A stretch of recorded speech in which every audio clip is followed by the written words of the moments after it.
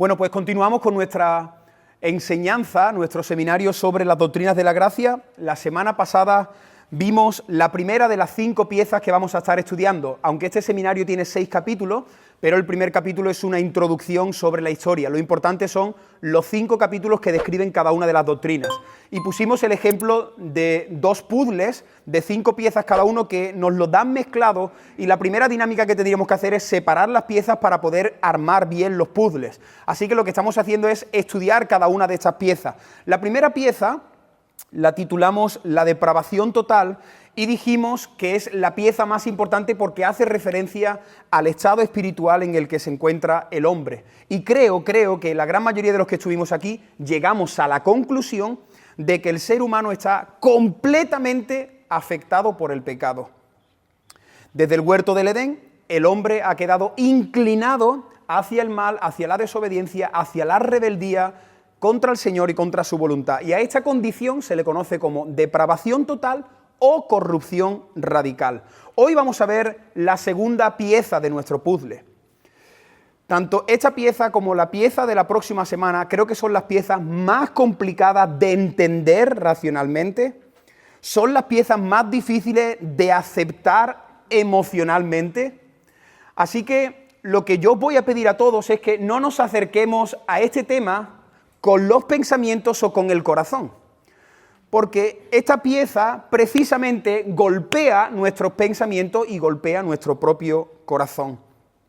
Lo que yo quiero pediros a todos los que vais a estar escuchando esta segunda clase son 2 cosas. Primero, no te olvides nunca de la condición en la que se encuentra el hombre.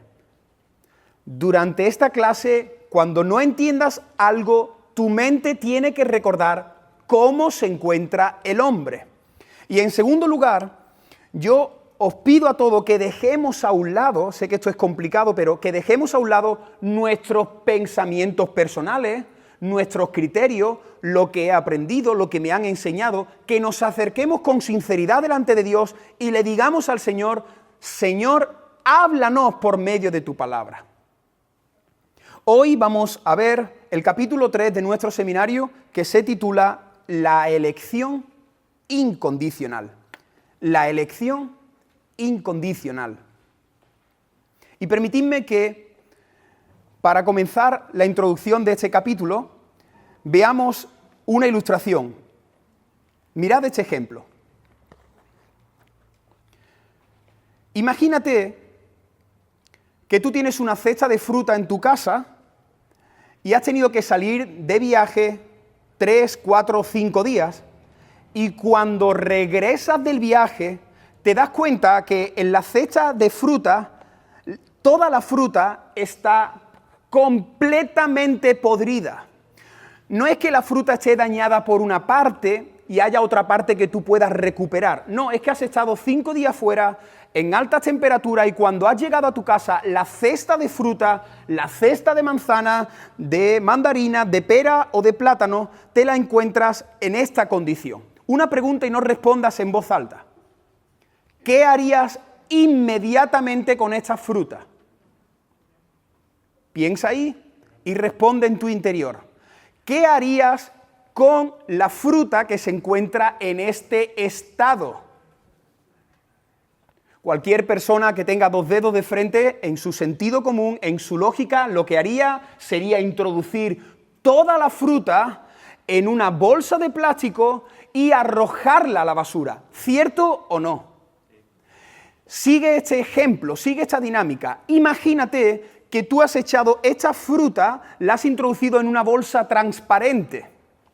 Y como en mi caso, por ejemplo, tienes que bajar por el ascensor o tienes que caminar hasta llegar al bombo de la basura y te encuentras con un vecino y el vecino ve que en el interior de la bolsa van manzanas, fruta completamente podrida. ¿Tú crees que algún vecino se pararía contigo en el ascensor o en el camino y te diría: ¿pero qué estás haciendo? No irás a tirar esas piezas de fruta, ¿no? No estarás loco, ¿no?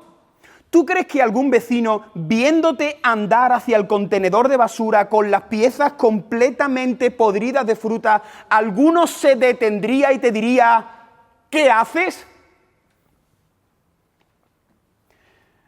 Nadie. Ninguna persona, nadie se atrevería a decirnos qué haces con esa fruta que está podrida y estás pensando arrojarla a la basura. Es lo razonable, es lo justo y es lo que se merece. Con esta introducción, sé que lo que vamos a decir en los próximos minutos es una bomba para la mente humana, pero no puedes olvidar en ningún momento que el ser humano, después de pecar, se encuentra en peores condiciones que la fruta que tenemos aquí presente. A lo largo de este capítulo, cuando tu mente trate de hacer un cortocircuito, quiero que por favor mires a la fruta, recuerdes el capítulo de la depravación total y te acuerdes de la condición espiritual en la que se encuentra todo hombre y toda mujer a lo largo de los siglos y de las generaciones.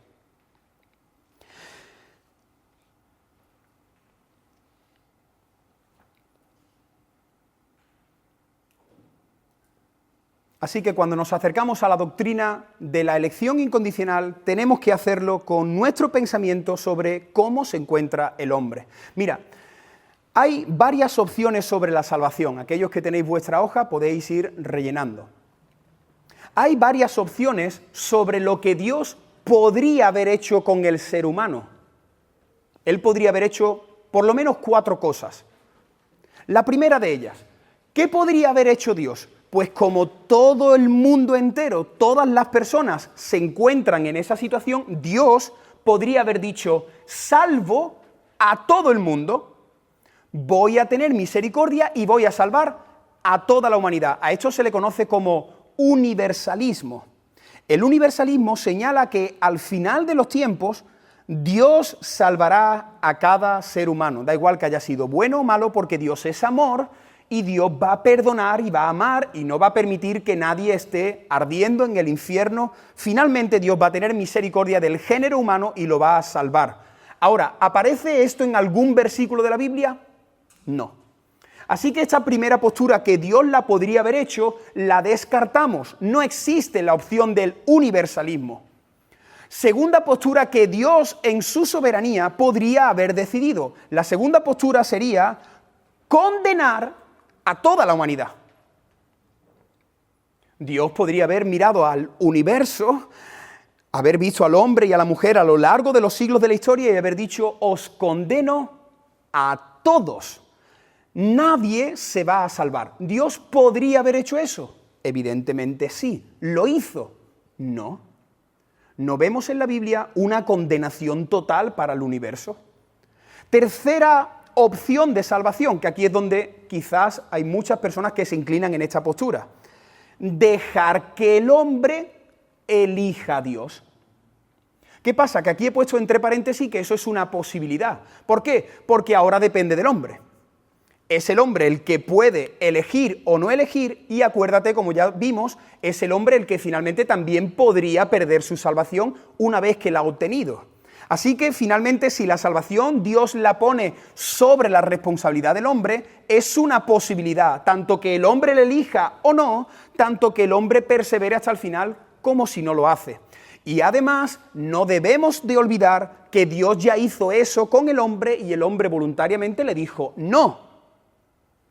Y a partir de ese momento todo el mundo, todas las personas están afectados por el pecado, ya no hay quien busque a Dios, no hay quien haga lo bueno, no hay ni un justo.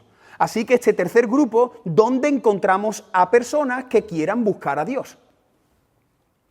La cuarta y última posibilidad es que Dios, al contemplar la miseria en la que se encuentra el ser humano, Él decide elegir un pueblo para salvarlo. Garantizar que las personas que Él en su soberanía ha elegido, esas personas finalmente estarán durante una eternidad disfrutando de Él. ¿Con cuál de las 4 opciones te identificas más? ¿Cuál crees que es más bíblica? Y este es el detalle importante. Mirad, nosotros aquí no queremos estar 6 semanas escuchando lo que dicen otros teólogos, que lo estamos haciendo. Pero yo no quiero obedecer un teólogo. Yo no quiero, después de estas 6 semanas, creer lo que la Iglesia Evangélica Bautista está enseñando. Yo tampoco quiero hacer eso.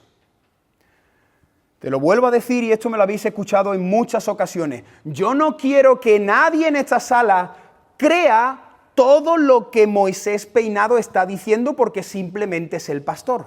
Tampoco. Yo lo que quiero es que toda persona aquí trate de encontrar la voluntad de Dios en la palabra que ha sido revelada para nosotros y lo que tú entiendas delante de Dios que ha sido revelado en la palabra, que tú lo obedezcas. Aquí no seguimos al hombre, aquí no seguimos a una iglesia, aquí no seguimos a teólogos, aquí seguimos a Dios que ha sido revelado por medio de su palabra. Y eso es lo que vamos a hacer en esta sesión, ver qué dice la Biblia sobre la elección. Hay 2 posturas posibles, que son los 2 movimientos que estamos estudiando y hemos visto en el primer capítulo. ¿Cuál sería el primer punto? Bueno, la primera postura sería la conocida como la postura arminiana. Y en definitiva, la postura arminiana lo que enseña es que la elección es condicional. ¿Qué significa esto de elección condicional? Significa que Dios elige finalmente a los que voluntariamente han puesto su fe en Dios. Voy a tratar de explicarlo. La elección condicional lo que enseña es que Dios en su eternidad, Él ha ido viendo las personas que le han dicho que sí a Él y entonces finalmente ha elegido a los que han respondido a su llamada. Dios determina salvar a todos los que cumplan con los propósitos de la salvación, aquellos que creen en Cristo y que se arrepienten, entonces Dios los elige. Primero es la fe humana, segundo vendría la elección, como vimos antes también con Erasmo. Primero el hombre tiene fe y luego el hombre recibe el regalo por gracia. Los arminianos entienden que Dios en su omnisciencia vio la elección de cada persona a lo largo de la historia y entonces Dios ha escogido a las personas que le han dicho que sí. Por eso todos los versículos que hablan sobre la predestinación y la elección lo interpretan desde ese ángulo.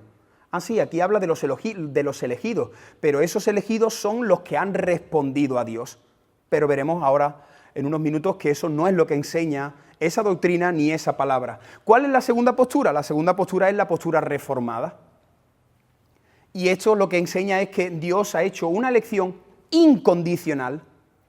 La elección no está condicionada por la respuesta del hombre, la elección de Dios no está condicionada por las obras que haga el hombre, porque el hombre no quiere, el hombre no puede y el hombre es un enemigo de Dios en el estado espiritual en el que se encuentra. En el hombre no hay condición alguna que le haga merecer ni obtener la salvación de Dios.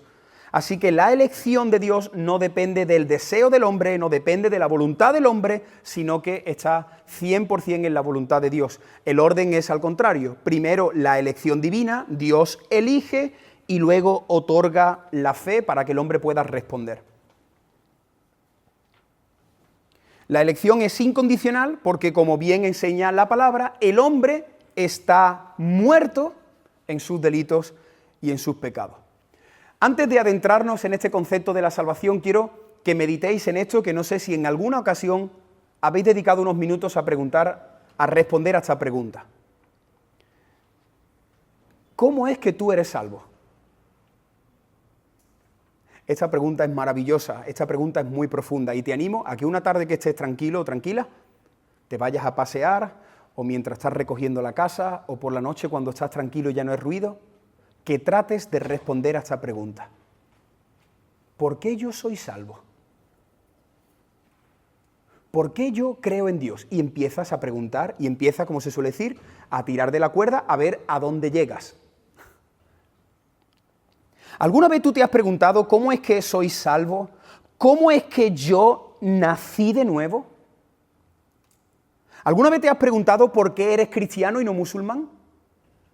¿Por qué cristiano evangélico y no budista? ¿Alguna vez tú te has preguntado dónde empezó esto? Esto empezó cuando yo con 13 años estaba en un campamento y me invitaron y me hablaron del Evangelio y yo le dije que sí. ¿Ahí empezó? ¿O qué dice la Biblia cuando empezó la salvación? La Biblia tiene una respuesta muy clara a estas preguntas. Y la respuesta es la eternidad pasada. Cuando la Biblia habla de la salvación, apunta ese momento no al día y la hora que tú te convertiste, que hay algunas personas que tienen puesto el día de su conversión en una página de la Biblia o en un sitio. Ese es el día que tú respondiste al Evangelio, pero ¿cuándo fue que Dios pensó en ti? La Biblia apunta a la eternidad pasada. Antes de convertirte, Dios ya te conocía.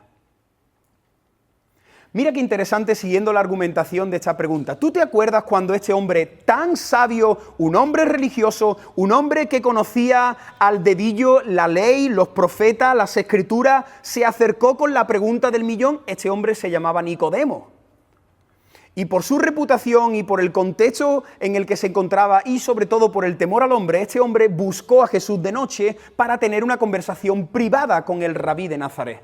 Así que Nicodemo se acerca a Jesús y le hace la pregunta del millón: ¿cómo puedo nacer de nuevo? ¿Qué le responde Jesús? Qué interesante. Jesús no le dice, levanta la mano y repite esta oración. Jesús no le dice, cree y arrepiéntete. Jesús, cuando le responda a esa pregunta, pone la respuesta en un lugar donde Nicodemo no puede llegar. Juan capítulo 3, versículo 8, le dice, el viento sopla de donde quiere, haciendo referencia a la obra sobrenatural y misteriosa que hace el Espíritu Santo en los corazones. No es posible ver el reino de Dios ni entrar en el reino sin el soplo del viento de Dios. Si el Espíritu Santo no hace la obra, Nicodemo, esto no depende de ti. No tienes que ir a un seminario, no tienes que entender el Evangelio. Si el Evangelio es fácil de entender, las personas entienden el Evangelio. Nicodemo, tú necesitas que el Espíritu Santo sople sobre ti. La fe y el arrepentimiento provienen de la gracia del Espíritu Santo. Cuando la Biblia dice, creed y arrepentíos, sí, esa es la respuesta que el hombre tiene que hacer, pero solo la va a poder hacer si el Espíritu Santo antes toca a ese hombre. Como el Espíritu Santo no toque al hombre, el hombre no va a creer, el hombre no va a arrepentirse. Mira qué curioso, cuando la Biblia habla del nuevo nacimiento utiliza 3 metáforas. Primera metáfora, Juan capítulo 3, la que acabamos de ver, un nuevo nacimiento. Un bebé que nace, no puede decidir nacer. Un bebé que nace no puede decidir el nombre que tiene. No puede decidir los padres, el lugar donde va a nacer, no puede decidir ni siquiera su aspecto físico. Qué interesante, si te paras a pensar, nos molesta mucho hablar de esto de la elección, pero nadie aquí ha elegido vivir. Nos golpea mucho el concepto de la elección, pero tú estás vivo y tú no has elegido estar aquí. Lo han elegido tus padres y finalmente lo ha elegido Dios, que es el que da la vida. Así que párate a pensar que tu propia vida, tu propia existencia habla de la elección. Tú no has elegido estar aquí. Segunda ilustración, es una nueva creación, 2 Corintios 5:17, de modo que si alguno está en Cristo, nueva criatura es, las cosas viejas pasaron y aquí todas son hechas nuevas. Mira, cuando la Biblia habla de una nueva creación, no está hablando de algo que es creado y que yo lo retoco para que tenga otro aspecto, no. Cuando la Biblia apunta a una nueva creación, está hablando de algo nuevo desde lo que ya existe. Esto es muy importante. No es que yo tengo algo y lo transformo, no. Yo tengo algo y le hago una metamorfosis, lo convierto en algo diferente. Esa es la palabra, metamorfosis. Antes era un gusano que se arrastraba por el suelo y ahora Dios me ha hecho volar como una mariposa. Hay un cambio profundo en el interior del ser humano. Una pregunta, ¿hay alguien que pueda cambiarse a sí mismo de dentro hacia afuera? No. nosotros podemos cambiar las actitudes, podemos cambiar nuestros pensamientos, podemos cambiar nuestro aspecto físico, pero la obra que Dios hace de regeneración, esa no la puede hacer el hombre. Segunda característica, segundo ejemplo, que habla del nuevo nacimiento. Tercer y último ejemplo, es una resurrección. Efesios capítulo 2, versículo 6. Cuando la Biblia habla del nuevo nacimiento, dice, estabais muertos en vuestros delitos y pecados, pero Él os dio vida. Un muerto no puede decidir cuándo resucitar. Un muerto no puede responder sí o no a lo que tú le estás proponiendo. Un muerto simplemente necesita una intervención soberana, poderosa, externa. ¿Qué tienen en común las tres metáforas? Mira las tres metáforas. ¿Qué tienen en común las tres metáforas? Que las tres dependemos de Dios, que en ninguna de las tres el hombre hace absolutamente nada. ¿No te llama la atención que cuando la Biblia habla del nuevo nacimiento, todos los ejemplos que pone, en ningún ejemplo el hombre está participando de su salvación? Cada vez que la Biblia, sobre todo en el Nuevo Testamento, habla del nuevo nacimiento, utiliza términos que están fuera del control, del poder y del dominio del hombre y de la mujer. Bueno, pero lo importante, como hemos dicho antes, es qué dice la Biblia. No quiero que ninguno nos marchemos de aquí como aquel hombre que le dijo a Pablo, por poco me persuades. Yo no quiero persuadiros. Yo quiero que la palabra se abra, se interprete y se aplique correctamente y que el Espíritu Santo haga su obra en el corazón de todos los que estamos escuchando. Así que vamos a ver varios versículos. No podemos ver todos los versículos porque entonces nos extenderíamos mucho en el tiempo. Mateo capítulo 20, versículo 16. Muchos son llamados, pero pocos escogidos. Ya veremos en un capítulo qué significa esto de llamar, porque hay un llamamiento eficaz y otro llamamiento ineficaz. Así que lo que este versículo dice es que Dios llama a muchos. Cada vez que tú invitas a alguien al Evangelio, estás llamando, pero pocos son los escogidos. ¿Qué hacemos con esta palabra? Escogidos. ¿Qué hacemos con Mateo 24, 22, que dice, y si aquellos días, hablando de los tiempos finales, no fuesen acortados, nadie sería salvo, mas por causa de los escogidos, aquellos días serán acortados? Nuevamente, la Biblia habla de un grupo que ha sido escogido. ¿Qué decir de Mateo 24, 24, hablando del tiempo de apostasía que vendrá también al final de los días?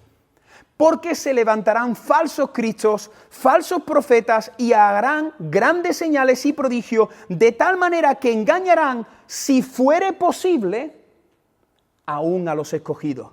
Por cierto, van a intentar engañar a los escogidos, pero no lo van a conseguir. Pero nuevamente aparece este término. ¿Qué hacemos con la palabra escogido? ¿Cómo la interpretas? Cuando llegas a tu devocional, ¿qué conclusión sacas? Marcos capítulo 13, versículo 17. Entonces enviará sus ángeles y juntará ¿a quién? A sus escogidos. Lucas capítulo 18, versículo 7. ¿Y acaso Dios no hará justicia a sus escogidos que claman a Él día y noche? ¿Dios no va a hacer justicia a sus escogidos que están clamando, intercediendo y orando? ¿Acaso Dios no los va a escuchar a ellos que son su pueblo adquirido?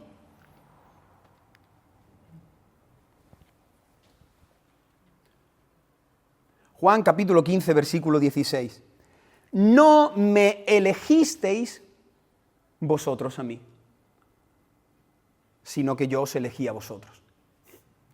El contexto de este pasaje, en aquella época, los rabinos que enseñaban eran los discípulos los que elegían a los rabinos. Los rabinos, los maestros que enseñaban la palabra, En Israel los judíos se podían apuntar, podían seguir a los rabinos como si fuese una especie de academia. Así que, por ejemplo, Pablo escogió a Gamaliel, y otro escogió a uno, y otro escogió a otro, y era simplemente personas que estaban ahí y que tú podías elegirlos y podías desentenderte de ellos cuando quisieras. Pero en el caso de Cristo no es así. Ahora viene un rabino que es completamente diferente y le dice a sus discípulos, que yo no soy cualquiera, que yo soy el único maestro que elige a sus discípulos. Yo no soy una opción más. Yo no soy un maestro que está ahí en rebaja esperando que tú te apuntes a su academia. Yo soy el que llamo, yo soy el que elijo. Mira qué interesante, Hechos capítulo 13, versículo 48. Explícame este versículo. Mira lo que dice. Y creyeron todos los que estaban ordenados para vida eterna. La palabra fue predicada y creyeron los que estaban ordenados, los que estaban escogidos, los que estaban predestinados para creer en ese mensaje. Y vamos terminando con algunos textos más. Romanos 8:33. ¿Quién acusará a los escogidos de Dios? Dios es el que justifica. Si eres un escogido por Dios, entonces, ¿quién te va a condenar? ¿Quién te va a señalar? ¿Qué te va a decir el diablo? ¿Qué va a decir tu propia mente si Dios ya ha puesto su mirada en ti? Colosenses 3:12, Pablo entiende la importancia de esta verdad y le dice a los creyentes en Colosa, vestíos como escogidos de Dios. No salga a la calle como un miserable, no salga a la calle derrotado, no salgas a la calle con un pensamiento negativo, frustrado de la vida. Entiende que eres un escogido por Dios y ponte ese atuendo, ponte ese vestido. Segunda de Timoteo capítulo 2, versículo 10. Por tanto, hablando Pablo a su discípulo Timoteo, por tanto, todo lo soporto por amor de los escogidos. ¿Cómo no voy a esforzarme por la iglesia si esas personas que están ahí han sido escogidas por Dios? Tito capítulo 1, versículo 1. Pablo, siervo de Dios y apóstol de Jesucristo, conforme a la fe de los escogidos. Y por último, Primera de Pedro capítulo 1, versículo 2.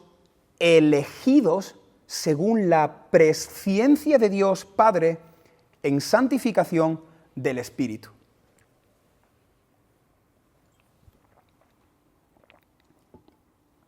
Muchos creyentes, cuando se encuentran estos pasajes, muchos creyentes o lo pasan por alto o hacen una interpretación muy superficial, no hacen una correcta exégesis de estas palabras, no miran el texto dentro de su contexto, no miran el texto dentro de la enseñanza total de las Escrituras.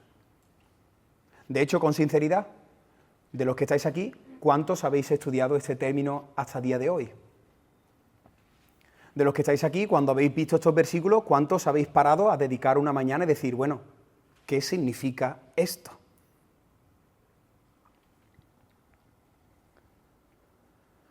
Nosotros no hacemos absolutamente nada para obtener la salvación.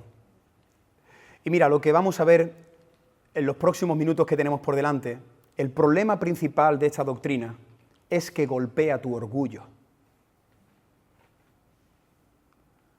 Te lo voy a volver a repetir.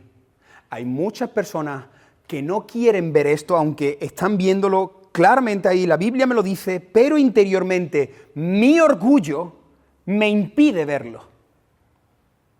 Porque esa es la raíz del pecado, el orgullo. El orgullo, el hombre quiso ser superior a Dios, el orgullo. Y muchas veces en el orgullo nosotros queremos hacer algo para merecer nuestra salvación. Nosotros creemos que eso no es justo. Nosotros creemos que por qué, y por qué a mí, y por qué a otro no. Y al final la raíz es orgullo. La palabra de Dios revela muy claramente que Dios siempre ha escogido de manera soberana. Es su voluntad. Es Él el que decide escoger. Y esa pregunta ya la veremos. ¿Y por qué? ¿Y por qué lo hace así? ¿Por qué a mí? ¿Por qué no a otro? Vale, vamos a intentar responder a esa pregunta. Pero lo que quiero que veas ahora en esta parte de este capítulo es que Dios lo ha hecho siempre. Mira, el cuarto punto son evidencias que muestran que Dios ha elegido a lo largo de la historia de la humanidad. No te quedes solamente pensando en la salvación, piensa en estos argumentos. Primero, Dios eligió crear al mundo. ¿Quién le dijo a Dios que hiciese el mundo? Pero lees Génesis 1 y dice, ¡ay, qué bonito! ¿Cómo empieza la Biblia? En el principio creó Dios. La pregunta, ¿y por qué creó? ¿A que no le haces esa pregunta a ese versículo? No, porque no afecta a tu orgullo. Esa no me toca. Así que si Dios quiere crear el mundo, pues que lo cree. Y si quiere crear 6 planetas, pues que lo crea. Mientras no me afecte a mí, esa me la quedo. Pero la Biblia comienza hablando de un Dios soberano, libre, que no le rinde cuentas a nadie.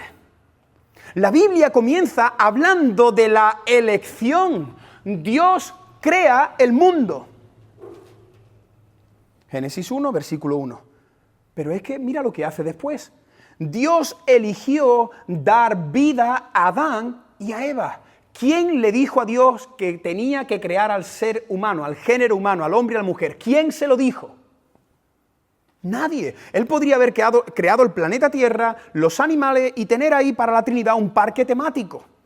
Y ser felices y tener un lugar físico. Pero no. Dios decide crear y Dios decide crear a las criaturas. Él elige dar vida al ser humano.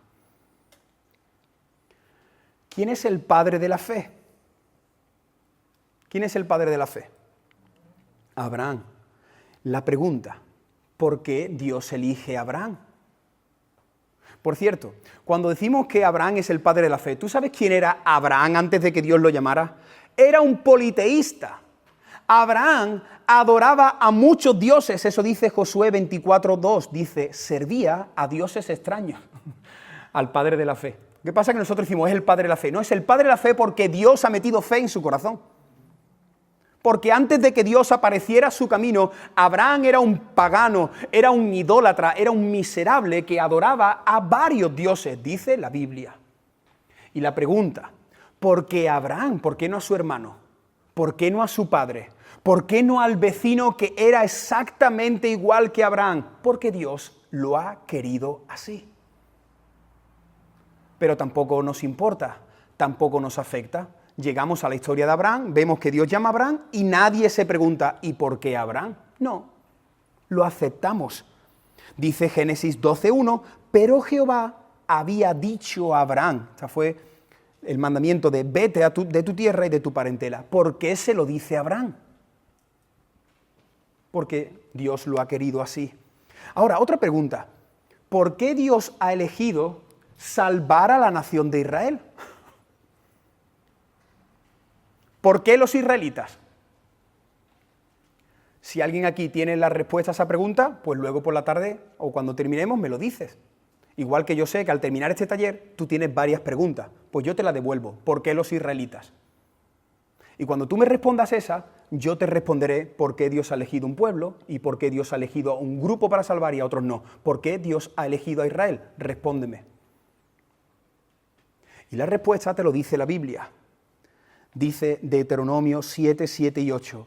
No por ser vosotros más que todos los pueblos os ha querido Jehová y os ha escogido. O sea, esto no es por ti. O sea, que tú te encuentras en una condición que no hay nada de valor en ti. Yo te he escogido, dice, pues vosotros, mira lo que dice, erais el más insignificante de todos los pueblos. Versículo 8. Entonces, ¿por qué Dios ha escogido a Israel? Sino por cuanto Jehová os amó. Quiso guardar el juramento que juró a vuestros padres. ¿Por qué Israel y no Egipto? ¿Por qué Israel y no Babilonia? Porque Dios ha decidido amar a Israel.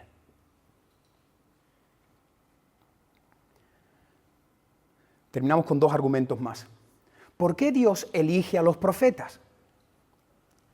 ¿Qué pasa? Que en la Biblia vemos que hay un casting y entonces Dios dice, bueno, todos los que queráis optar a un puesto de vocero de Dios, de heraldo, tenéis que estudiar 1 año el Pentateuco, tenéis que saber los mandamientos al dedillo, vamos a hacer una prueba y los que estéis más capacitados, eso optaréis al puesto de profeta. No, Dios elige a sus profetas. Mira, lo podemos ver en todos los casos, pero uno muy evidente también es Jeremías. Jeremías capítulo 1, versículo 5 dice, antes que te formase en el vientre, te conocí. Esta palabra, te conocí, su raíz es la misma que te amé y te elegí. No es que te conocí de que yo sabía que tú ibas a existir, no, es que yo pensé en ti. Así que antes de que tú estuvieses en el vientre de tu madre, tú ya estabas en el plan del Eterno. Y antes que nacieses, mira, te santifiqué. Esta palabra santificar significa te aparté para mí. Antes de que tú estuvieses vivo, yo ya te había apartado para mí. Y yo te he dado a ti por profeta a las naciones. Soy yo el que te he elegido antes de que tus padres te tuviesen. ¿Te das cuenta lo que dice Pablo hablando de su apostolado?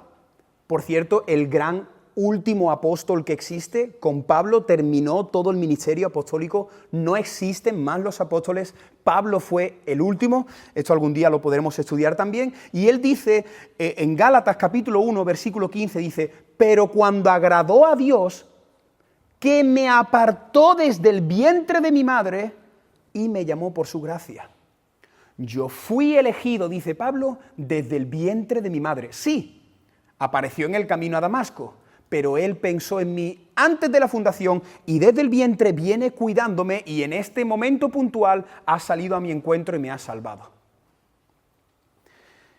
Y por último, Dios eligió a los 12 discípulos. Otra pregunta, ¿por qué 12 y no 14? ¿Por qué 12 y no 10? Sí, es cierto, estos 12 discípulos también apuntan a las 12 tribus de Israel, pero vemos que Dios es el que decide también el número de las tribus, es Dios el que decide el número de los discípulos. Juan 15, 16, no me elegisteis vosotros a mí, sino que yo os elegí a vosotros primero. Marcos capítulo 3, versículo 13, una de las predicaciones que estamos viendo en nuestra serie, dice, después subió al monte, y mira cómo termina esta parte del versículo, y llamó así a los que él quiso, no a los mejores, no a los que le respondieron a él, llamó así a los que él quiso. Y yo te hago nuevamente a ti esa pregunta, ¿por qué no llama a otros? ¿Por qué dice Pedro deja las redes y por qué no se lo dice al que está junto a Pedro? Porque él llama así a los que él quiere. Así que ante la pregunta, ¿por qué creó Dios el mundo? ¿Por qué creó Dios a Adán? ¿Por qué llamó a Abraham? ¿Por qué eligió a Israel? ¿Por qué escogió a los profetas? ¿Por qué a sus discípulos? La respuesta es por su soberana voluntad. Esa es la respuesta. Moisés, esa respuesta no me vale, pues esa es la que hay. Moisés, yo estoy esperando que termines porque te voy a lanzar 3 preguntas. Bueno, yo voy a tratar de respondértelas, pero que la respuesta es por su soberana voluntad. Porque a unos sí, porque a otros no, por lo que tú quieras, porque Dios es soberano.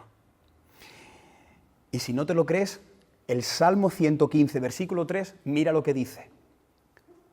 Todo lo que quiso, ha hecho. Nadie aquí puede decir eso. Tú no puedes hacer todo lo que quieras. A veces no tienes las posibilidades, otras veces no te lo permiten, pero Dios todo lo que ha querido hacer, lo ha hecho. Quiero que realicemos un ejercicio.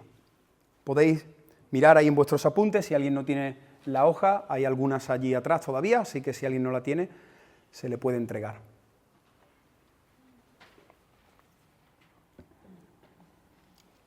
Quiero que a través de este ejercicio veamos también la importancia de estudiar con detenimiento cada versículo de la Biblia. A veces corremos muy rápido, a veces leemos un versículo y no nos damos cuenta todo lo que hay detrás de ese versículo. Cada palabra ya puedes acampar ahí, puedes quedarte una mañanita pensando en una palabra. Mirad, este versículo podemos realizarle al menos 6 preguntas, podríamos realizarle algunas más, pero estas preguntas son con relación al tema que estamos estudiando. Primera pregunta, ¿quién elige? Segunda pregunta, ¿cuándo elige? Tercera pregunta, ¿para qué nos elige? Cuarta, ¿por qué nos elige? Quinta, ¿por medio de quién nos elige? Y sexta, ¿qué recibe Dios? ¿Qué recibe Dios al elegirnos? Si os parece, como creo que si empezáis con los bolígrafos, luego cuando veáis la respuesta va a ser un caos, os animo a que ahí un momento con la persona que tenéis intentéis ver la respuesta a alguna de estas preguntas, ¿vale? Ahí donde estás con tu hoja, intenta pensar dónde lanzarías la flecha. Por ejemplo, ¿quién elige? ¿A dónde tirarías la flecha? ¿Cuándo elige? ¿Para qué? ¿Por qué nos elige? ¿Por medio de quién? Y por último, ¿qué recibe Dios haciendo eso de la elección? Os dejo un minuto y os presentamos la respuesta.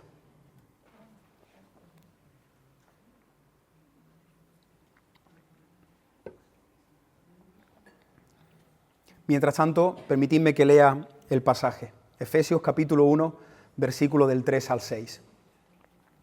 Bendito sea el Dios y Padre de nuestro Señor Jesucristo, que nos bendijo con toda bendición espiritual en los lugares celestiales en Cristo, según nos escogió en Él antes de la fundación del mundo, para que fuésemos santos y sin mancha delante de Él, en amor, habiéndonos predestinado para ser adoptados hijos suyos, por medio de Jesucristo, según el puro afecto de su voluntad, para alabanza de la gloria de su gracia, con la cual nos hizo aceptos en el amado.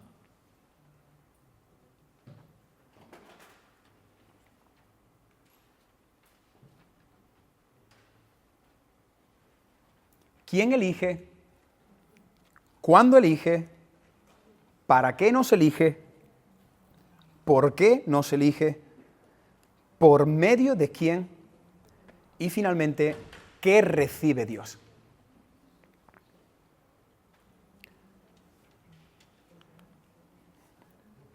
Aquí tenéis la respuesta. Lo voy a ir diciendo por si desde el lugar donde estáis no lo veis bien. A la primera pregunta, ¿quién elige?, la flecha tendría que desplazarse hasta donde dice nos escogió. Porque detrás de ese nos escogió está hablando de alguien. Así que quien elige a alguien, no soy yo, nos escogió. Y sabemos que fue Dios, ese nos escogió está hablando de Dios. ¿Quién elige? Él nos escogió. Pero es que también tiene una segunda flecha que apuntaría a la parte que dice habiéndonos predestinado. ¿Quién? Ha sido Dios el que lo ha hecho.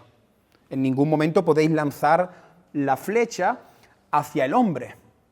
¿Quién nos elige? Dios nos escogió, Dios nos predestinó.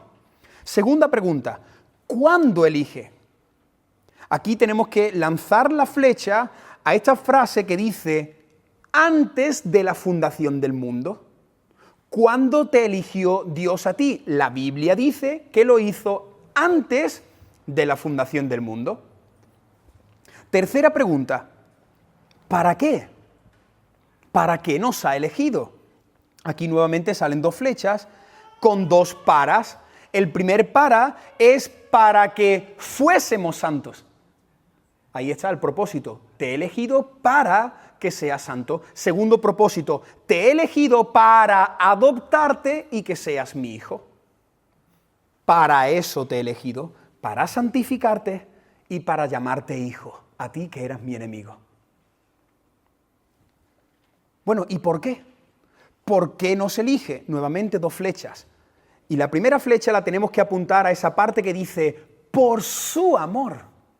¿Por qué? Por su amor, porque Él nos ha amado como hizo con Israel. La primera flecha la apuntamos hacia su amor y la segunda flecha dice por el puro afecto de su voluntad.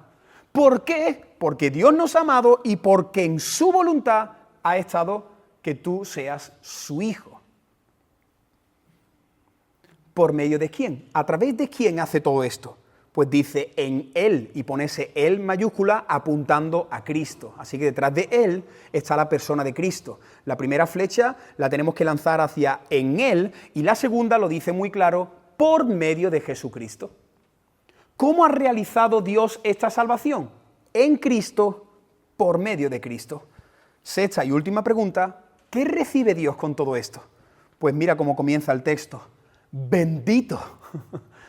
Así comienza. Bendito. Dios recibe gloria. Dios recibe honra porque nos ha salvado. Y en segundo lugar, la segunda flecha dice para alabanza de la gloria de su nombre.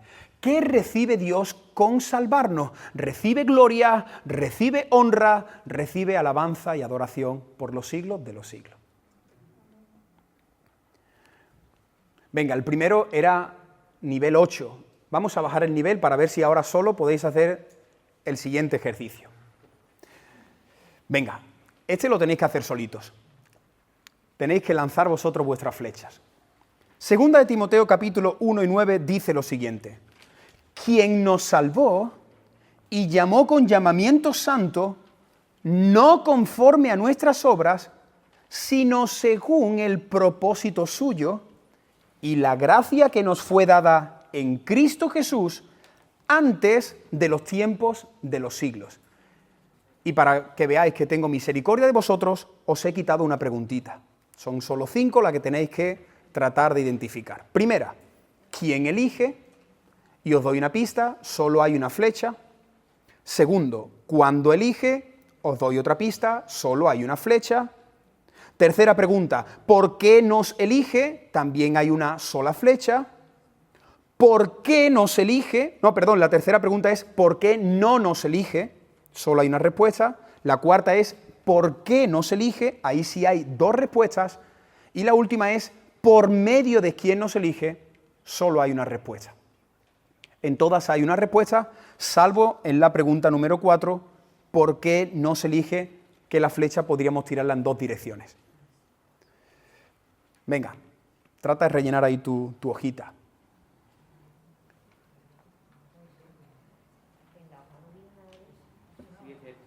Sí, ese no está ahí, ¿no? Vale, pero podéis, eso, podéis decir hacia dónde tiraréis. ¿Quién elige? ¿Cuál sería la respuesta? ¿Cuándo elige? ¿Por qué no nos elige? ¿Por qué no elige? Y por medio de quién nos elige.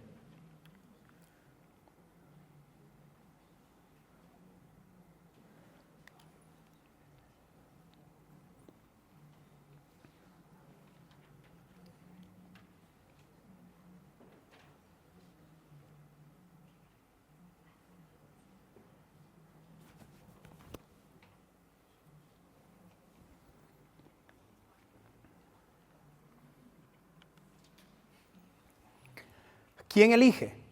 Pues comienza el versículo diciendo, ¿quién nos salvó? Ese quién está hablando de Dios. ¿Quién nos salvó? Habría que preguntarle, bueno, pero ¿quién nos salvó? Hay que hacerle la pregunta al texto. Es Dios el que nos salvó. Así que ¿quién elige? ¿Quién nos salvó? Dios. Segunda pregunta, ¿cuándo elige? Dice ahí, antes de los tiempos. Tercera pregunta, ¿por qué no nos elige? ¿Por qué no lo hace? No conforme a nuestras obras. O sea, no por nada que hayas hecho tú. No es por tus obras. No es porque tú le hayas dicho sí y otro no. No es porque tú seas más especial, ni porque a ti te haya afectado menos el pecado. No. No ha sido por las obras. Cuarta pregunta, entonces, ¿por qué nos elige? Según el propósito suyo, según la gracia que nos fue dada. Quinta y última pregunta, ¿por medio de quién nos elige? En Cristo Jesús. ¿Lo veis claro? En el papel dice 2 veces porque nos elige, ¿no? No dice por qué no nos elige. No conforme a nuestras obras. Sí, es que estamos viendo otro versículo que no es ahí. Hemos dicho que lo que estamos haciendo es de otro versículo que no está en la hoja.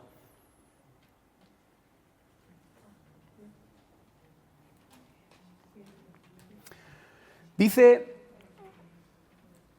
en una parte del comentario de Francisco La Cueva, dice lo siguiente: en ninguno de los pasajes se dice que la salvación se efectúe por la respuesta humana, sino para que ésta se produzca. Meditar otra vez en la frase. En ninguno de los pasajes se dice que la salvación se efectúa porque el hombre ha respondido. Eso no se dice. Se dice que la salvación se efectúa para que se produzca. O sea, que Dios hace algo y produce la salvación. Así que la elección de Dios no está condicionada por el hombre ni en estos versículos ni en ninguno que tú encuentres en las Escrituras. Quiero leer rápidamente algunas definiciones sobre la elección incondicional. Algunas de estas las tenéis ahí escritas. A.H. Strong dice, hablando de la elección incondicional, es el acto eterno de Dios por el cual, en su soberana benevolencia y sin atender a ningún mérito provisto que ellos hubieran de hacer, escoge algunos de entre el número de los pecadores, para que lleguen a ser recipientes de la especial gracia de su Espíritu, y por lo tanto a ser hechos partícipes de la salvación obtenida por Jesucristo. Cuando a veces leemos párrafos así de teólogos, tenemos que leerlo varias veces, tenemos que meditar y tratar de exprimir todo lo que hay detrás de este texto, así que lo tenéis ahí para que con más detenimiento lo podáis leer en casa. Wayne Grudem, que es el libro de teología sistemática que estamos estudiando, dice lo siguiente: la elección es una decisión soberana de Dios. Dios nos escoge porque decidió concedernos su amor. No se debió a una fe o mérito previsto en nosotros.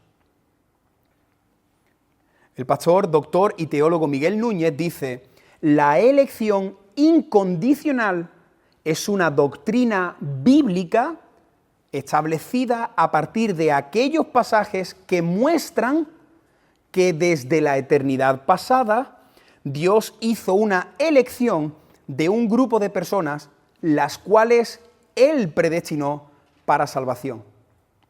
El Tito Piper dice lo siguiente: si todos nosotros somos tan depravados que no podemos venir a Dios sin haber nacido de nuevo por la gracia irresistible de Dios, y si Cristo compra esta gracia particular en la cruz, entonces queda claro que la salvación de cualquiera de nosotros se debe a la elección de Dios.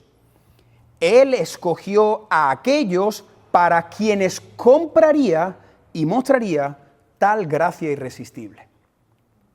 Terminamos con dos definiciones más de la confesión de fe bautista, del libro Esto creemos. Dice así: por el decreto de Dios, para la manifestación de su gloria, algunos hombres y ángeles son predestinados a vida eterna por medio de Jesucristo, para alabanza de la gloria de su gracia.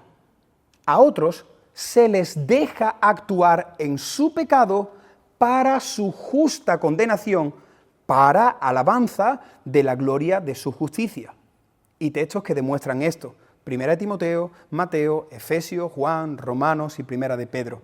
Segunda parte también de este libro dice a continuación: a aquellos de la humanidad que están predestinados para vida, Dios los ha escogido en Cristo para gloria eterna, meramente por su libre gracia y amor, sin que ninguna otra cosa en la criatura, como condición o causa, le moviera a ello.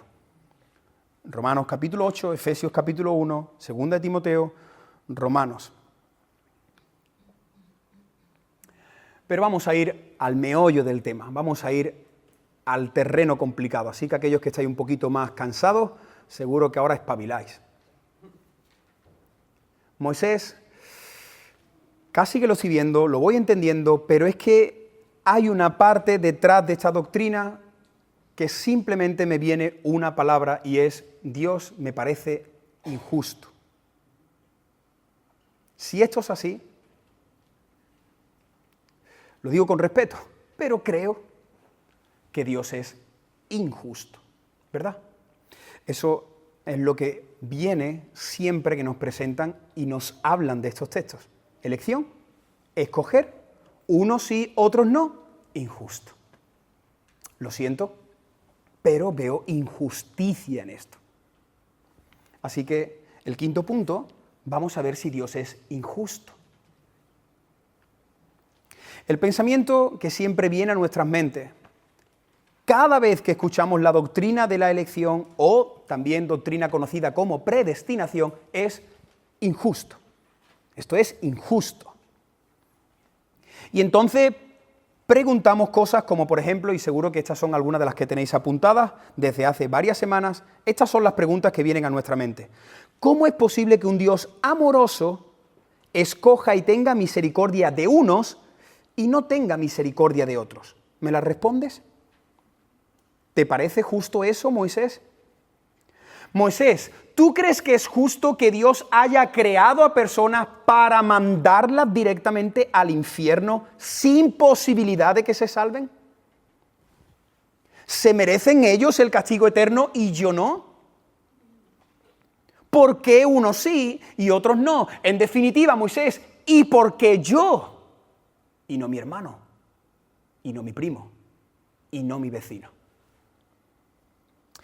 Lo primero que quiero decir es que, y sé que siempre actuamos así, yo ya compartí en una de las clases que hace unos años yo estaba en la otra postura y yo era muy violento también cuando me presentaban estas doctrinas.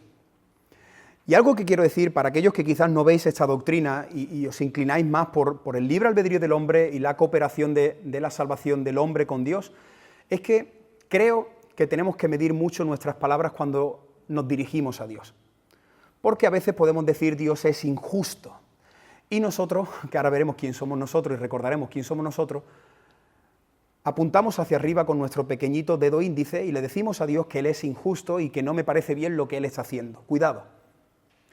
Porque te pregunto a ti que estás diciendo que Dios es injusto. ¿Tú has estudiado la justicia de Dios? ¿Has estudiado los atributos de Dios?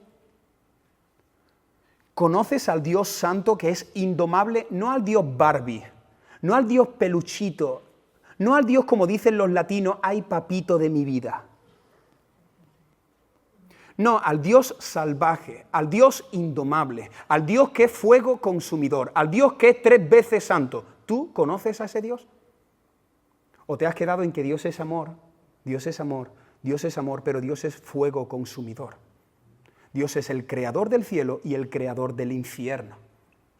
Y a veces creo que en una generación tan humanista hemos dosificado, hemos domesticado a Dios, hemos hecho al hombre grande y a Dios muy pequeño. A veces cuando leemos el Antiguo Testamento hay personas que dicen, uy Moisés, yo aquí veo al Antiguo Testamento Dios derramando castigo, Dios derramando juicio, Dios diciendo matad todas las personas que os encontré en esa ciudad, y algunas personas llegan a la conclusión que Dios ha cambiado. No, Dios es el mismo ayer, hoy, por los siglos. Dios es el mismo. Ahora, ¿por qué Dios no está haciendo eso en este tiempo? Por sus misericordias no hemos sido consumidos. Porque ahora estamos en un tiempo de gracia. Pero la actitud de Dios, el enojo de Dios contra el pecado es el mismo. Así que cuidado cuando decimos que Dios es injusto, porque no sabemos nada sobre la justicia de Dios. Hay una parte sobre el tema de la elección que desconocemos porque son misterios que no nos han sido revelados. Algunas de las preguntas que tú vas a lanzar al final de este taller no han sido reveladas. Y entonces algunas personas dicen, pues como no tienes respuesta para esto, no lo creo. No, es que Dios algunas cosas de su manera de actuar, de su manera de ser, no se lo ha revelado al ser humano. Y yo espero y le pido al Señor que en lo que resta de este capítulo tú cambies, eso lo tiene que hacer el Espíritu Santo, pero tú cambies y te vayas de aquí no diciendo Dios es injusto, sino que hoy tú te vayas de aquí diciendo Dios es misericordioso. Ojalá que aquella persona que está aquí o escuchando esto diciendo Dios es injusto, cuando tú entiendas lo que Dios ha hecho por medio de la salvación, tú digas, no, Dios no es injusto, al contrario, Dios es misericordioso. Mira qué argumento tan fuerte, tan potente y tan poderoso, por lo menos para mí. Punto A. Sería perfectamente justo que Dios no salvara a nadie como hizo con los ángeles que se rebelaron contra él. Permíteme que te explique este primer punto.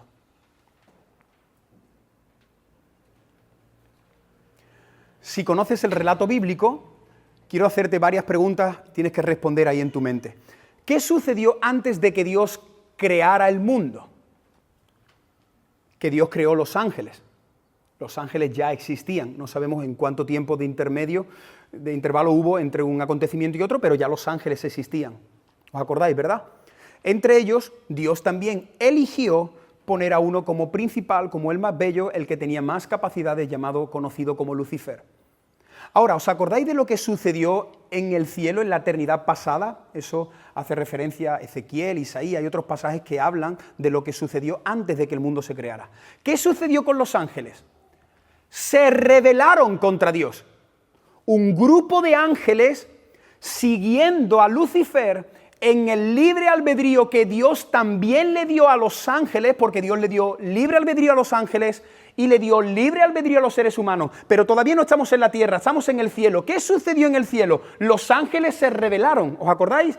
Dios los expulsa porque Dios no puede tener comunión con el pecado, y en el momento que ellos descienden hay un cambio en su identidad y se convierten en espíritus inmundos. Aquello que era bello y perfecto ahora son máquinas de matar, son perversos, son demonios. Ahora, mira qué interesante esta argumentación. ¿Por qué Dios no le ha dado opción de salvarse a esos ángeles caídos? ¿Por qué no hay salvación para aquellos que se rebelaron en el cielo? Dice 2 de Pedro 2:4, dice, porque si Dios no perdonó a los ángeles que pecaron, sino que arrojándolos al infierno los entregó a prisiones de oscuridad para ser reservados al juicio. ¿Estás entendiendo esta primera argumentación? En el cielo se produce una rebelión. Dios expulsa a los rebeldes y no ofrece salvación para ninguno de ellos. ¿Alguien aquí en su vida ha orado teniendo misericordia por el diablo y sus ángeles caídos? Que levante la mano. Si alguien aquí alguna vez en su vida ha orado diciendo, Señor, te pido de corazón que tú perdones al diablo. Te pido de corazón, tú puedes hacerlo, que a esos demonios, esas legiones, esas huestes espirituales, tú los transformes y puedan volver contigo a disfrutar de tu gloria por los siglos. ¿Alguien aquí? No. ¿Por qué? Porque no nos pertenece, no somos del género humano. Y en segundo lugar, ¿sabes por qué? Porque en tu mente, en lo más profundo de tu mente, tú dices, ellos son malos y se lo merecen. Tú piensas en el diablo y tú dices, él es malo y se merece el infierno. Nadie aquí le daría una semana gratis en Disneylandia a Lucifer. Porque en tu interior tú dices, él es malo, él se ha rebelado contra Dios y se merecen el infierno. ¿Cierto o no? La Biblia, escucha, para mí esto fue muy revelador, no sé si es para ti, pero la Biblia dice que Cristo no ha ofrecido salvación a los ángeles, que por cierto dice la Biblia que son seres superiores a los hombres. Pero ahora mira qué interesante, si te paras a pensar, lo mismo que sucedió en el cielo, sucedió en la tierra. ¿Qué hizo el ser humano? Se rebeló contra Dios y Dios actúa de la misma manera porque Dios es justo. Si te expulso del cielo, te tengo que expulsar de la tierra, porque si te quedas aquí al final soy injusto. Así que te expulso y te mereces en tu rebeldía, te mereces el infierno. Pero ahora aquí viene la buena noticia del Evangelio. Ahora Dios decide voluntariamente entregar a Cristo para salvar al hombre. ¿Y por qué no a los demonios? ¿Y por qué no los ángeles caídos? Porque Dios es soberano. Y como dijimos antes, si Él hubiese querido, Él podría haber dicho, os he dado la oportunidad a ambos, porque Dios le dio la oportunidad a los ángeles y al ser humano, y como vosotros me habéis dado la espalda, lo justo es que yo también me dé la espalda y yo disfrute de la gloria y de la relación que hay entre los tres miembros de la Trinidad. Dios podría haber hecho eso y los ángeles que quedaron ahí con Él hubieran cantado santo, santo y santo. Si Dios no decide salvar a nadie, ¿sabes qué se escucha en el cielo? Santo, santo, santo. Ningún ángel dirá injusto, injusto, injusto. Porque Dios no es injusto porque Dios no le debe nada a los ángeles. Dios no es injusto porque no le debe nada a los hombres. Moisés. Entonces Moisés, ¿Dios cómo elige? ¿De qué manera elige? Pues lo hace de manera incondicional. No lo hace viendo algún detalle. Por cierto, no lo hace haciendo pito, pito, gorgorito, te cojo a ti. No hace como el gancho de la feria, cojo... No. Dios en su soberanía mira a la humanidad y decide salvar a un pueblo. Y ahora nos encontramos con la piedra del zapato para todos los arminianos. Ahora nos encontramos con un capítulo que yo espero y deseo que me lo expliques de una manera diferente. Ahora yo quiero que tú te pelees con Romanos capítulo 9. Y como esta semana leía Miguel Núñez, el pastor Miguel Núñez, dice que nadie le enseñó las doctrinas de la gracia. Él solo, estudiando la Biblia, empezó a ver textos y de repente dijo, ¿pero esto qué es lo que es? Y él cuenta en su testimonio que pasó una crisis de fe. Él cuenta que se metía en su habitación y decía, no lo puedo ver, no lo puedo entender, pero hay una realidad delante de mis ojos y es que Dios ha elegido. Y empezó a luchar hasta que cayó postrado delante del Señor diciendo, Señor, tú eres soberano. ¿Quién soy yo para decirte a ti lo que tienes que hacer? Y gloria a ti porque me has elegido. No lo entiendo, pero es lo que entiendo y lo que veo a la luz de la Biblia. Así que vamos a ver el capítulo más complicado, pero el capítulo que más arroja luz sobre este asunto de la elección incondicional. Vamos a leer lentito, ¿vale? No podemos profundizar mucho, tendríamos que hacer una serie de predicaciones sobre Romanos 9, pero vamos a ver algunas pinceladas. ¿Estás preparado? Romanos capítulo 9, mira lo que dice. Vamos a leer desde el versículo 9 hasta el versículo 13 en primer lugar. Por cierto, ¿cómo vamos? ¿Vamos bien? Sí. Romanos 9, versículo 9 en adelante, dice, porque la palabra de la promesa está haciendo referencia a Abraham con su mujer, la herencia del hijo que iba a tener Isaac, y entonces a partir de ahí saca este ejemplo para mostrar una verdad bíblica. Dice, porque la palabra de la promesa es esta, por este tiempo vendré y Sara, ¿os acordáis, no? Le dio la promesa de que Sara, siendo ya adulta, tendría un hijo, versículo 10. Y no solo esto, sino también cuando Rebeca concibió de uno, de Isaac, nuestro padre, versículo 11, apúntalo, subráyalo y estúdialo durante meses y años. Mira lo que dice la Biblia. Pues no habían aún nacido, hablando de los mellizos que estaban en el vientre. No habían aún nacido, ni habían hecho aún ni bien ni mal. Por cierto, el pecado no es cuando yo hago algo porque ya soy pecador, acuérdate de eso. Yo no soy pecador en el momento que tengo 2 años y ya tengo conciencia del pecado. Eso es incorrecto. Yo nazco pecador desde el vientre. Y la Biblia dice, no habían hecho aún ni bien ni mal porque estaban en el vientre. Y ahora te dice la Biblia, para que el propósito de Dios conforme a la elección permaneciese. Lo dice nuevamente, no por las obras, sino por el que llama. Y ahora dice Dios, el mayor servirá al menor. Y te dejo la bomba en la mente. Como está escrito, a Jacob amé y a Esaú aborrece.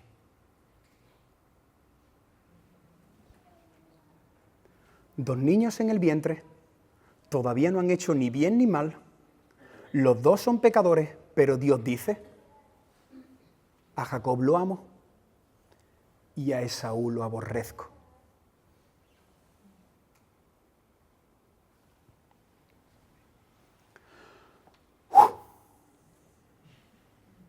Puedes suspirar conmigo. Puedes coger aire. Vamos a reflexionar algunas cosas de este pasaje, aunque, como he dicho, tenemos que ser muy breve porque si no, este seminario puede durar más que la serie de Marcos.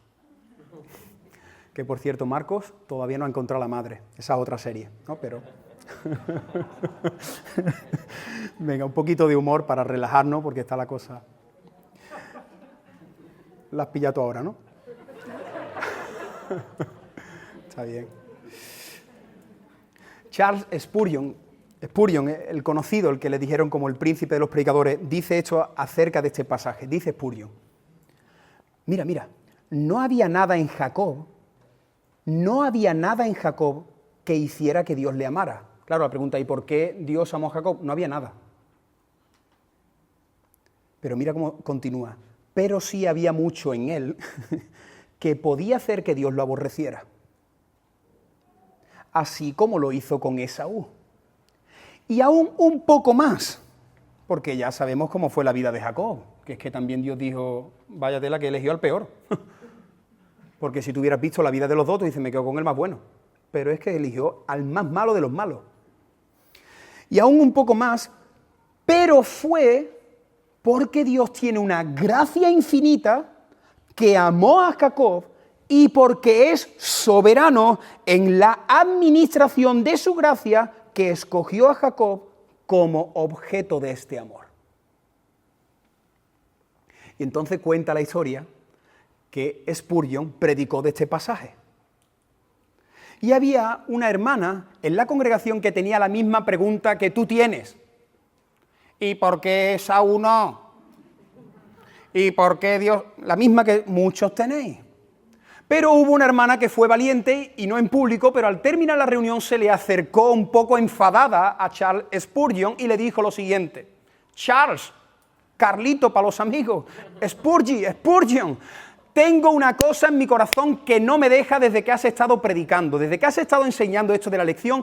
Hay algo que yo no entiendo, hay algo que no entiendo, hay algo que no comparto y Dios es injusto. Yo no entiendo cómo Dios aborrece a Esaú. Esa fue la pregunta que le hicieron a Spurgeon y eso fue lo que respondió. Precisamente a Spurgeon le dijeron una vez con respecto a la doctrina de la predestinación: no entiendo, le dijo una hermana, no entiendo cómo Dios puede decir que aborreció a Esaú. Mira la respuesta del pastor. El pastor contestó: yo lo entiendo perfectamente. Lo que no puedo entender es cómo amó a Jacob. Claro que puedo entender si es que Esaú es un miserable, pero por cierto, es que Jacob también es un miserable. Así que la pregunta no es ¿por qué elige a uno para perdición? ¿Por qué no salva a uno? No, la pregunta es ¿por qué salvas? Y yo espero que aquellos que estáis luchando con esta doctrina cambiéis las preguntas. Y las preguntas que le hagáis a vuestro corazón y que le hagáis al Señor es: Señor, ¿por qué me has salvado? No pienses en por qué no al otro, piensa en cómo es posible que una persona tan miserable como yo, tú la hayas salvado. No lo entiendo. Pero Romanos 9 no termina aquí. Romanos 9, que es un texto que Pablo escribió a una iglesia en Roma, Pablo conocía el pensamiento de los romanos como yo conozco el pensamiento de los gaditanos. Entonces Pablo, cuando empieza a escribir esto, por cierto, inspirado por el Espíritu Santo, esto no fue un as en la manga que se sacó Pablo está escribiendo lo que Dios ha puesto en su corazón, revelándole la voluntad de Dios. Pero Pablo, cuando está escribiendo esto, hasta el versículo 13 que hemos leído, yo me imagino a Pablo que para y pone un punto. Y ahora él piensa y dice, cuando lean esto allí en Roma, cuando lean esto de Jacob amé, la gente se va a volver loca y van a empezar a decir, Dios es injusto, Dios es injusto. Y ahora me encanta Romanos 9, porque Pablo, bueno, mejor dicho, Dios sabe que el hombre va a pensar, Dios es injusto. Cuando tú me digas que amo a uno y aborrezco a otro, el pensamiento que cae por mi orgullo es injusticia. Y mira qué interesante lo que dice Pablo inspirado por el Espíritu Santo. respondiendo a aquellos que están pensando, injusto, injusto, injusto. Mira la argumentación de Pablo, versículo 14. ¿Qué pues diremos? ¿Qué pues diremos? ¿Que hay injusticia en Dios? ¿Qué voy a decir? ¿Que Dios es injusto? En ninguna manera. Y trae otra argumentación más del Antiguo Testamento. Pues a Moisés dice, tendré misericordia del que yo tenga misericordia. Y me compadeceré del que yo me compadezca. Y ahora pone la condición del hombre y dice, versículo 16, así que no depende de que uno quiera ni que no quiera, no depende del que corre, esto depende de Dios, que es el que tiene misericordia, versículo 16. Versículo 17, porque la Escritura dice a Faraón, para esto mismo te he levantado, para mostrar en ti mi poder, para que mi nombre sea anunciado por toda la tierra. Nuevamente, de manera que de quien quiere tiene misericordia y al que quiere endurecer, endurece. Hermano, hermana, amigo y amigo que estás señalando con el dedo hacia arriba diciendo, tú eres injusto, te dice la palabra en el versículo 20 de Romanos capítulo 9, mas antes, oh hombre, miserable pecador podrido hasta las entrañas de pecado, oh hombre, oh humanidad, ¿quién eres tú para que alterques con Dios? Dirá el vaso, y hace una ilustración, dirá el vaso de barro al que lo formó, ¿por qué me has hecho así? No tiene potestad el alfarero sobre el barro para hacer de la misma masa un vaso para honra y otro para deshonra. Versículo 22. ¿Y qué? Si Dios, queriendo mostrar su ira y hacer notorio su poder, soportó con mucha paciencia los vasos de ira preparados para destrucción, y para hacer notorias las riquezas de su gloria, las mostró para con los vasos de misericordia que Él preparó de antemano para gloria.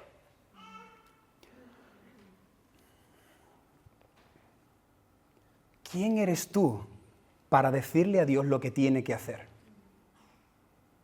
¿Quién eres tú para decirle a Dios que Él es injusto?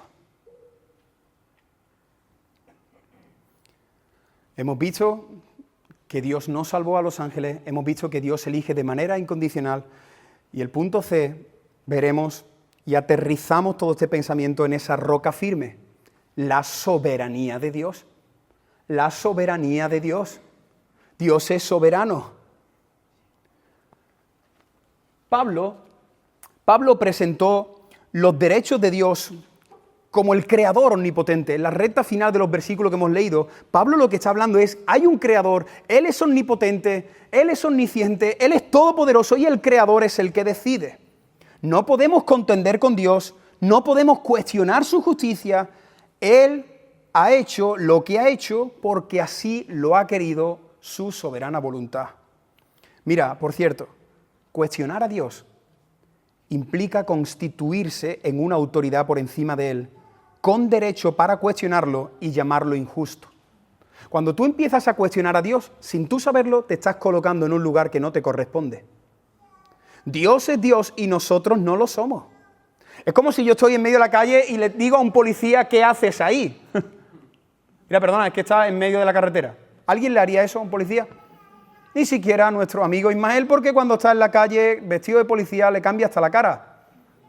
Nadie le diría a alguien con autoridad, ¿qué haces ahí? En el momento que tú ves a la persona de autoridad, tú dices, él es la autoridad, y si él está en medio de la calle, por algo será, él ha decidido plantarse en ese lugar, y yo simplemente tengo que someterme y obedecer.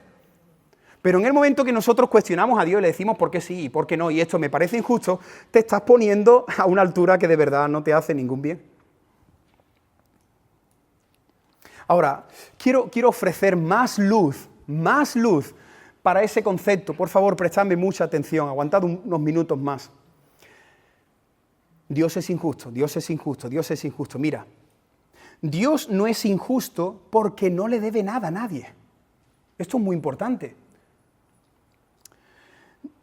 Tú eres injusto cuando tienes que hacer algo y no lo haces, pero Dios no es injusto, porque Dios dio la oportunidad al hombre, al ser humano y a los ángeles en el cielo y en la tierra, y ellos decidieron, así que Dios no es injusto. Por el contrario, hay que cambiar la palabra injusto por la palabra misericordioso. Dios no es injusto, Dios es misericordioso, porque Él no tenía que hacer nada como no hizo nada con los ángeles, y sin embargo, decidió salvar a un grupo de aquellos rebeldes que iban de camino al infierno.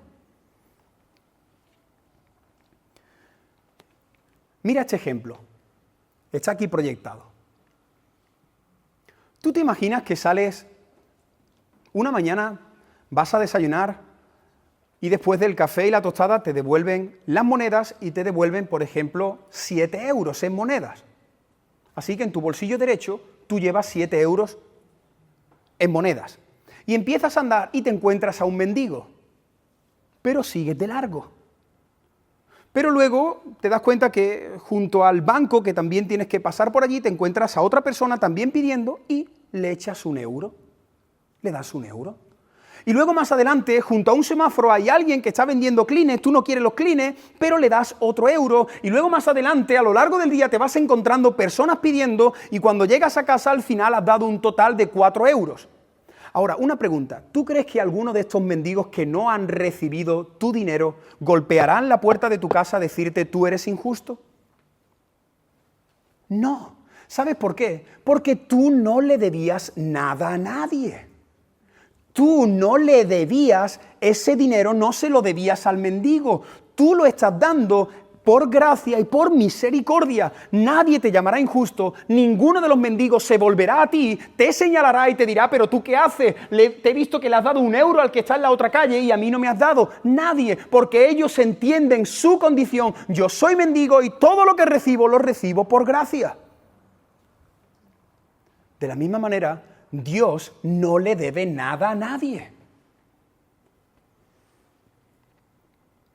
Ahora, quiero responder a esta pregunta. Moisés, ¿Dios ha creado a personas para que vayan directamente al infierno? No. Dios no crea a una persona y dice, tú para el infierno, tú para el infierno, tú para el infierno, tú para el cielo. No es así. Escucha esto. Acuérdate del primer capítulo. Adán nos representó a todos. Y cuando la humanidad le dio la espalda a Dios, toda la humanidad iba ya para el infierno. Así que, por favor, que nadie piense que Dios dice otro más para el infierno. No, no, no, no, no. El ser humano, la naturaleza en la que se encuentra el ser humano, toda persona que nace, como se rebeló contra Dios en el huerto, su destino final es el infierno. Así que todos van para el infierno. ¿Tú sabes lo que hace Dios? Dios no crea para mandar al infierno. Dios lo que hace es que aquellos que van al infierno, de los que van de cabeza al infierno por sus propias obras, Dios escoge un pueblo y los salva para que no termine allí. Es diferente. Mira esta frase. La elección no pone a nadie en el infierno. Eso no hace la elección. La elección lo que hace es que pone a muchos en el cielo. ¿Entiendes la argumentación? Todos van para el infierno y Dios dice, bueno, no voy a permitir que todos vayan, voy a salvar un pueblo y los voy a salvar. No es que yo te creo para irte al infierno, no, es que en el momento que tú estás naciendo, en la condición en la que naces, ya vas para aquel lugar, porque en Génesis te rebelaste contra Dios. Dios es Dios y puede hacer lo que quiera hacer. ¿Quiénes somos nosotros para cuestionar sus caminos y sus elecciones soberanas? Así que la pregunta clave no es ¿cómo es posible que un Dios completamente santo envíe a sus criaturas malas al infierno? Esa no es la pregunta. La pregunta que todos deberíamos hacernos es ¿por qué Dios decide salvar a alguien?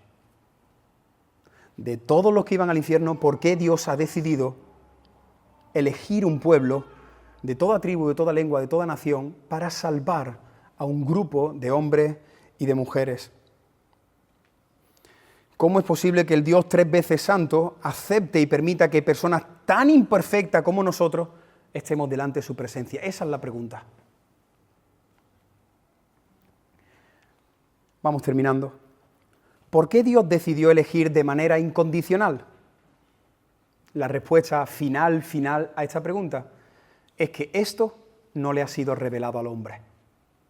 Tenemos mucha luz de lo que hemos visto, la condición en la que se encuentra el hombre, que Dios ha elegido a lo largo de la historia, que Dios no tenía que hacerlo, pero ha sido misericordioso. Pero a la pregunta por qué Dios ha elegido a este grupo específico y por qué a este grupo sí y a los demás no, esa respuesta nosotros, por lo menos yo, no la tengo. Porque dice Deuteronomio capítulo 29 y 29, las cosas secretas pertenecen a Jehová nuestro Dios, pero las que han sido reveladas son para nosotros y para nuestros hijos para siempre. Así que hablemos donde la Biblia habla y callemos donde la Biblia calla. Cuando la Biblia nos dice algo, todo lo que podamos decir son especulaciones, pero yo aquí no me atrevo a decir ¿y por qué finalmente ese pueblo, por qué ese número limitado y otros no? Yo no sabría responderte. Sí sé por qué Dios lo ha hecho en amor, en su gracia, para la alabanza de la gloria de su nombre. Dios no tenía que hacerlo, pero quiso mostrar su misericordia. Algunas observaciones, tenéis que escribir ahí en vuestra hoja, algunas observaciones sobre lo que hemos visto en este capítulo. Primero, la elección es incondicional. No está condicionada por la respuesta del hombre, por la capacidad, por su libre albedrío y mucho menos por sus obras. Es algo incondicional. También hemos visto que la elección depende de la voluntad de Dios. Lo hemos visto en muchos textos, es la voluntad de Dios. A continuación, Dios nos elige antes de la fundación del mundo. Todo esto sucedió antes de la fundación del mundo. Tú no aceptaste al Señor una primavera del 87. Aunque tú aceptaste al Señor o respondiste en fe al Evangelio, esto comienza mucho más atrás, antes de la fundación del mundo. Todo esto lo hace a través de Cristo. Dios nos elige en Cristo. ¿Qué más hace Dios? Dios produce fe y arrepentimiento en nosotros. Y también eso nos lleva a realizar buenas obras. Habéis sido escogidos, creados para buenas obras que ya están preparadas de antemano, dice la Biblia. Otro punto más, Dios no es injusto. ¿Por qué Dios no es injusto? Porque Él no tenía que salvar a nadie. A continuación, Dios no es injusto porque Dios es Dios. Todo lo que Él hace es justo, aunque tú no lo entiendas, aunque a ti no te guste y aunque tú no lo compartas. Y la última observación, la elección incondicional revela la gloria de la misericordia de Dios hacia nosotros. Dios ha tenido mucha misericordia de nosotros.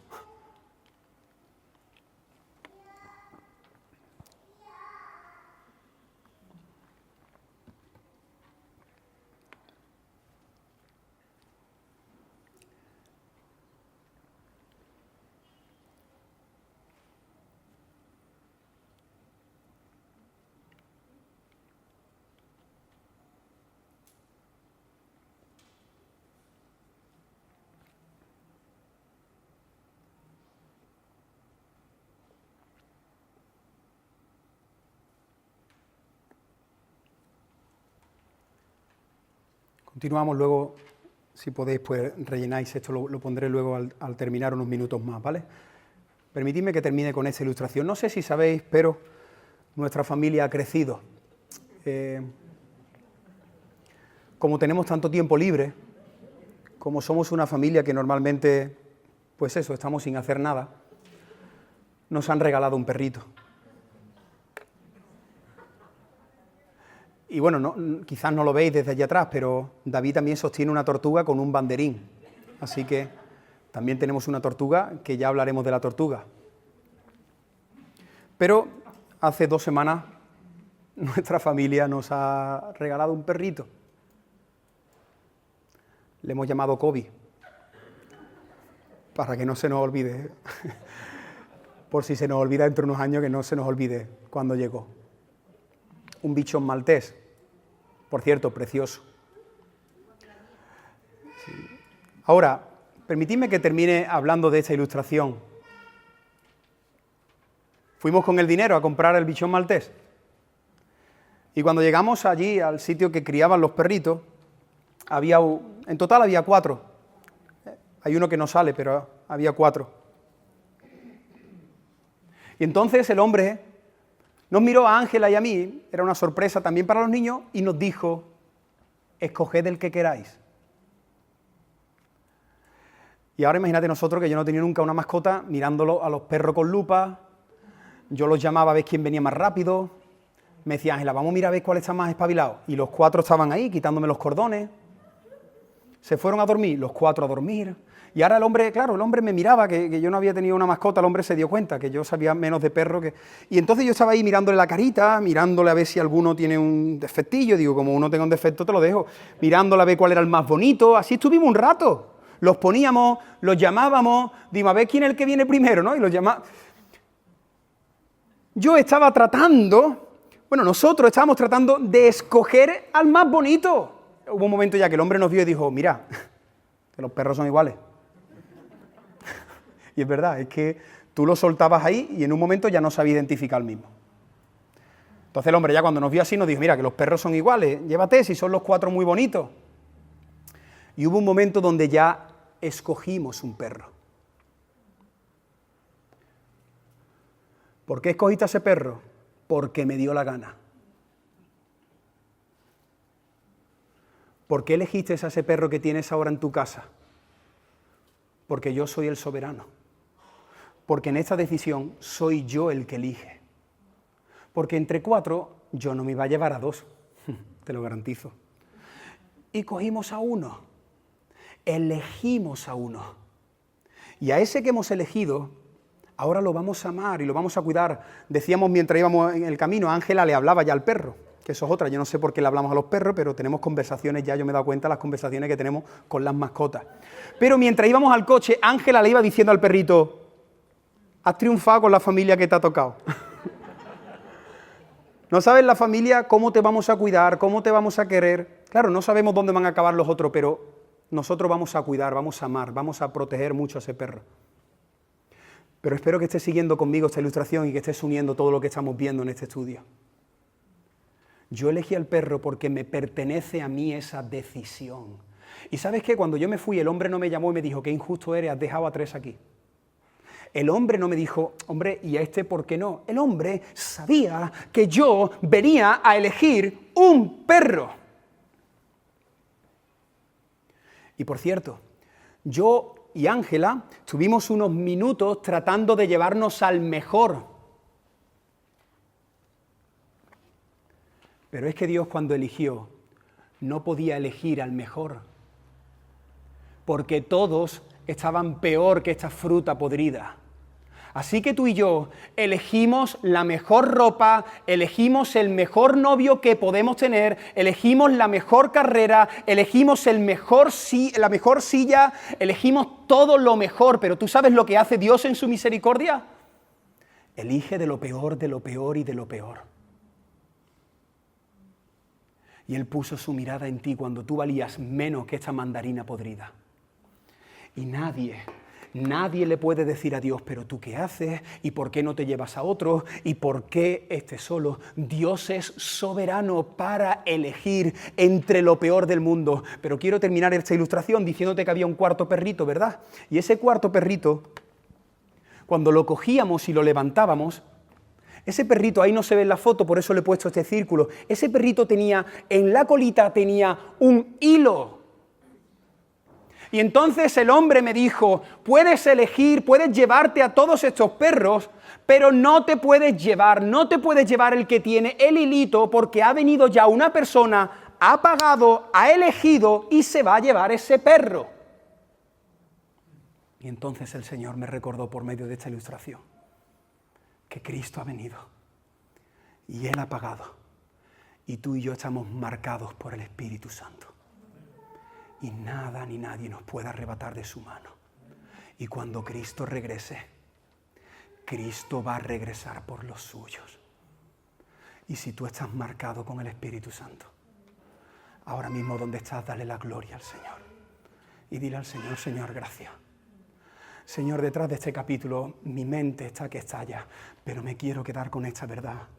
Yo no merecía tu salvación. Yo era un miserable. Y tú me has elegido a mí por gracia. Tú me has marcado con tu Espíritu Santo. Señor, hay muchas cosas que yo no entiendo, pero esto que está diciendo Moisés, yo sé que es verdad. Que tú me has escogido desde el vientre de mi madre. Que he intentado escaparme de ti y no lo he conseguido. Que me he equivocado 1000 veces, pero 1000 veces tú has venido con tu amor y con tu gracia.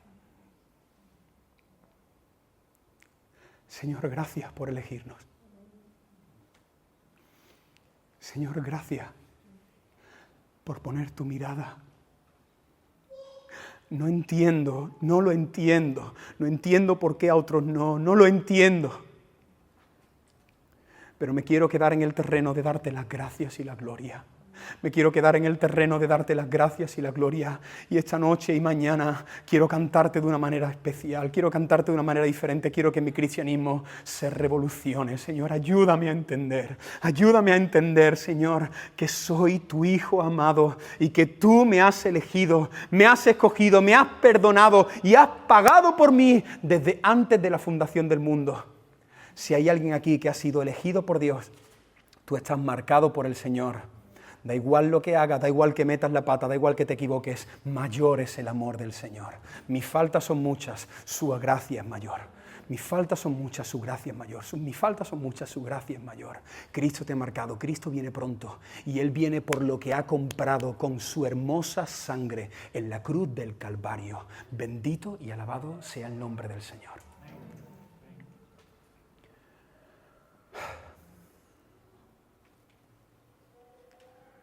Y por cierto, como veremos en los demás capítulos, aquellos que no son del Señor, este mensaje les da exactamente igual. No hay nadie en el infierno que no quiera estar en el infierno. Pero si tú estás aquí y como veo a muchos de vosotros os estáis emocionando, es porque soy del Señor. Y mis ovejas oyen mi voz. Y si hay alguien aquí que hoy estás escuchando la voz del Señor, es porque Dios te ha elegido para salvarte.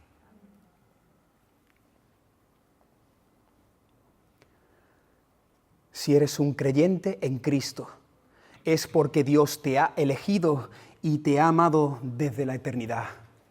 Y tú y yo, que éramos una manzana podrida, ahora Dios nos está transformando y ahora tenemos un brillo en nuestros ojos especial. Ahora somos diferentes, ahora somos personas completamente distintas a las que éramos hace unos años, ¿verdad? Porque el Señor ha transformado tu vida. Y aquellos que te conocían dicen, Dios mío, pero si es que yo te conocí siendo este hombre. Es que ¿qué ha pasado en ti? Pues que el Señor ha transformado mi vida. Él me ha hecho ser una nueva persona, una nueva criatura, para que yo le dé gloria a Él, para que las personas puedan ver en mí el poder de Dios transformando mi corazón. Señor, te damos gracias.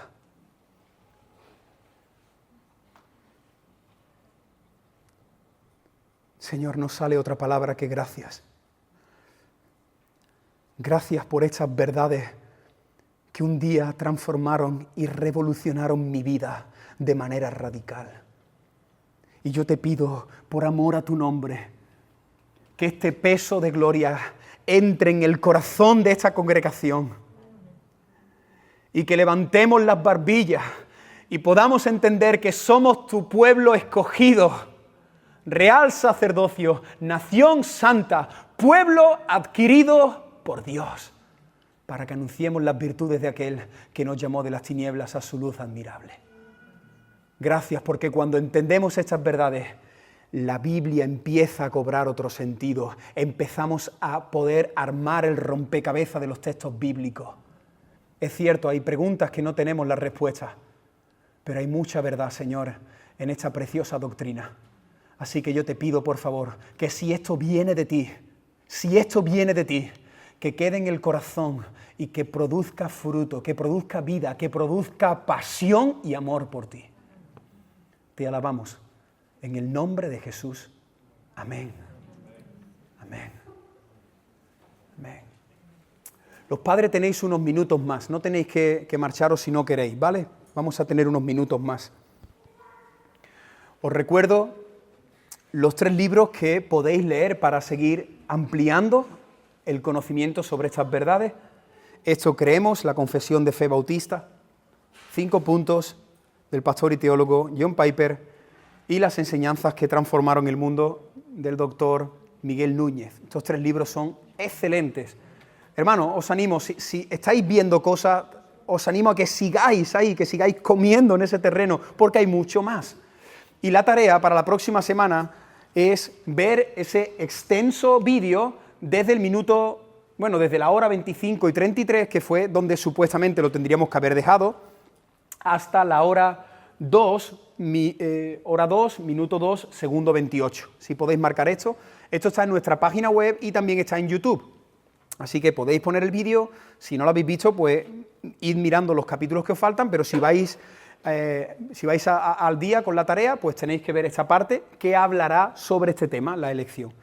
Y por último, os animo a que podáis ver también una predicación del pastor Héctor Salcedo. Él es el colaborador pastoral de Miguel Núñez, es otro pastor de la IBI, y he estado viendo esta conferencia y es también muy interesante y ofrece también más detalles sobre este tema. Podéis poner en YouTube Elección incondicional, pastor Héctor Salcedo. Si escribís esto en YouTube, pues podéis ver esta conferencia y en nuestra página de la iglesia, en la web, en la parte del estudio, ya está ahí el vídeo. Ya directamente está el vídeo ahí. Por cierto, la presentación está en la página web, los apuntes están en la página web.